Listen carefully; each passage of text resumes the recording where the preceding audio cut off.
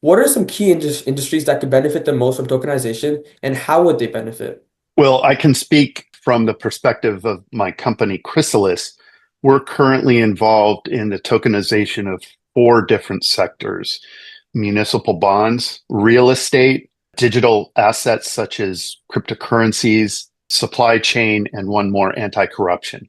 But I would put two areas of the five as far as supply chain and anti-corruption would go into an institutional economic system bucket.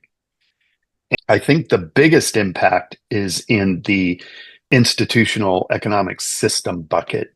The reason I say that is because I've grown to understand is the influence that supply chains have on our daily lives. And supply chains are very problematic in the traditional sense. For example, the United States Air Force, who we've been working with and have worked with in the past, has an issue with their supply chain that basically create their jet fighters. If a counterfeit part enters that ecosystem, is able to penetrate the supply chain and actually be input into an F-16, for example, that's life or death of the pilot, people on the ground.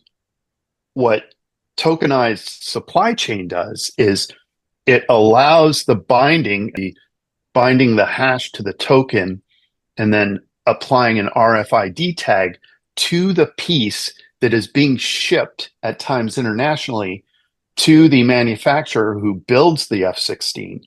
They're able to basically track that item throughout transit.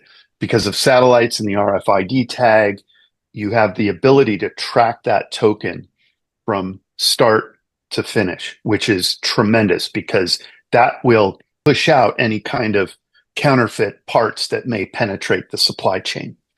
So the way I would describe it is tokenization allows for the application of a microscope to a supply chain, to basically anything that either monetary assets or tokens representing physical assets. So it really is able to minimize the levels of corruption and malfeasance that have historically been able to take place.